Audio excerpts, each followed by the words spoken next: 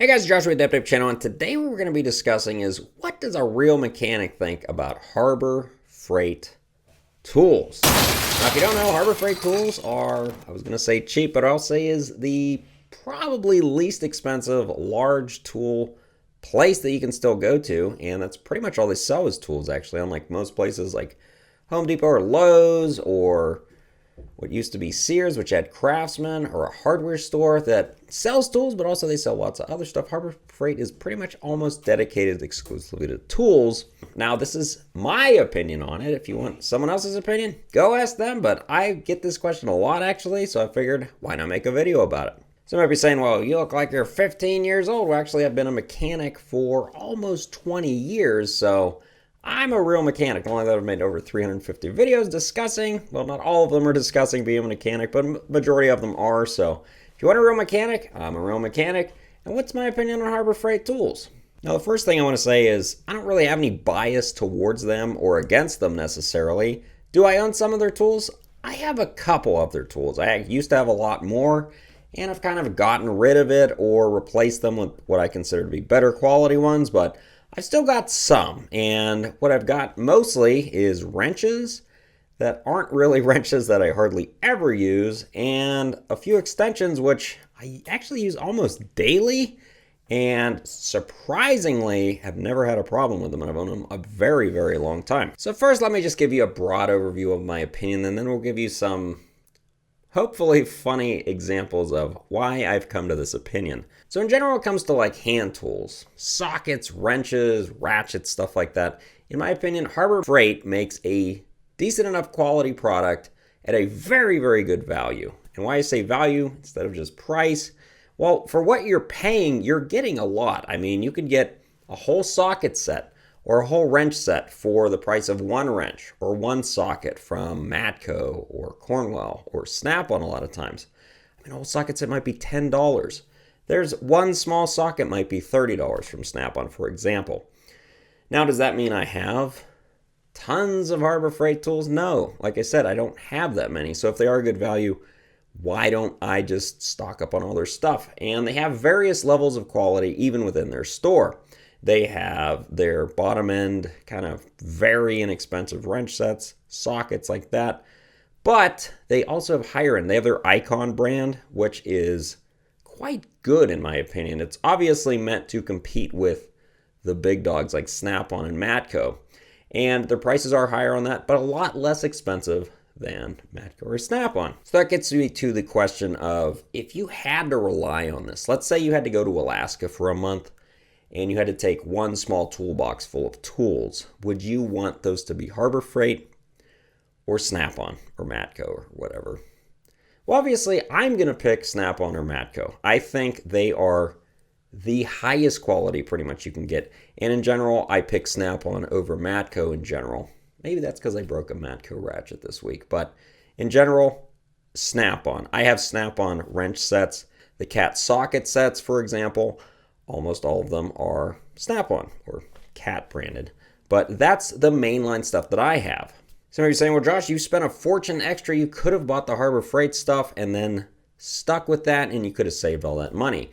Well, a couple things. I don't pay full price for hardly anything. So my Snap-on sets, I did not generally get them new. I got them secondhand, or I got them on a very good price. Now, if you do that, you can get a lot closer to those Harbor Freight prices than by going to Harbor Freight necessarily. Now, when I was younger, there were a few times where I went to Harbor Freight and bought all sorts of stuff. I mean, I probably spent a couple $100s on visits and got weird universal sockets and blah, blah, blah, blah, blah, wrench sets, all sorts of stuff. And like I said, folks, over time, I've just kind of phased them out. I've either sold them as kits or gave them to younger apprentices when I had duplicates. And I've really kept the nicer, higher quality stuff. The Cat, Snap-on, Matco, Williams, stuff like that. That's not to say that those are the only brands I buy. I buy Fluke Multimeter, OTC for pullers. There's a lot of different brands out there, not just Snap-on or Craftsman or Harbor Freight that you should know about, but mostly we're comparing Harbor Freight. So here's some of the kind of funny anecdotes over time that I've had with Harbor Freight. And the very first experience I had with them was I didn't even buy a tool from there. I wanted an air compressor. I was quite young. I was probably 16 or 17. And my mom actually bought me an air compressor from Harbor Freight. Like I said, I'd never been to one before, but she also likes a bargain. So she got I forget the CFM rating. It was a smaller air compressor, but got it from Harbor Freight. It was my birthday or something. Pulled it out of the box, plugged it in, and it didn't work. The compressor was seized. So that was my very first experience with Harbor Freight. And in general, I don't like anything that's complicated with Harbor Freight. So if it's something that moves, if it uses electricity or air, generally I recommend staying away from it. At least that's my opinion. But that air compressor was a while ago now. So maybe they make a better product on that end, but I haven't bought any since then because that soured me towards their like electrical stuff. So what about their hand tools, their wrenches, their sockets, stuff like that? Any experience with those? Well, yes. Literally the only impact socket I believe I've ever broken was a 17 millimeter Harbor Freight deep half-inch drive impact. I forget what I was removing, but it literally cracked down the center of it.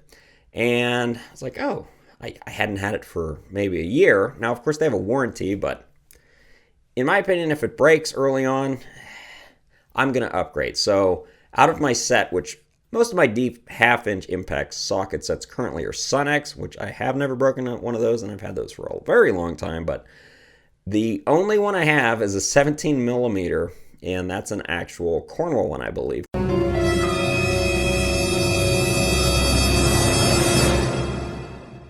And that one hasn't broken. Now, to put the cherry on top of that, what did we do with the broken socket? Well, we didn't return it. Actually, it was summer in Vegas. It was July or August, and this was probably my first or second year being a field mechanic at that time. And my buddy had a large, I believe it was a Kenworth service truck, and I had a small F550 service truck. And it was super hot out, Vegas, 110 degrees outside. So what we did is we put the socket under one of his outriggers on his big service truck that had a crane. And we just kind of lowered the outrigger, and it was warm enough that it actually just pushed the socket right into the asphalt at the old dealership. This was not our dealership at the time, was at like a little satellite shop, but I bet that socket is still sticking into the asphalt. It pushed it in flush, so you wouldn't run over it, but if you knew where to look, it's probably still there. Now, definitely don't go trespassing or anything, but the address was 4610 Vandenberg Drive in North Las Vegas, and where the arrow is pointing is kind of the area that socket would still be. So before we hit on a couple more points before ending the video, why don't we do a little destruction of the week?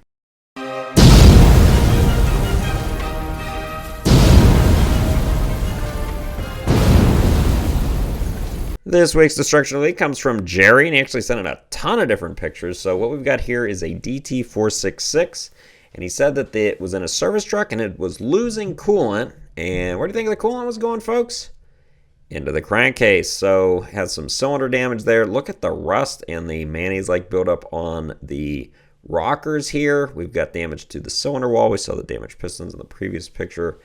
Not looking too good for this little International engine. The next two are just kind of funny pictures. This is a Donaldson filter in a cat box, and look how crushed it was. That's not doing too good. The next one, I don't even know what to say. That's a rock, not a potato. You can see they didn't flush cut the zip ties, but what the heck are they trying to do here? Obviously, that pedal must not have been reading accurately or something.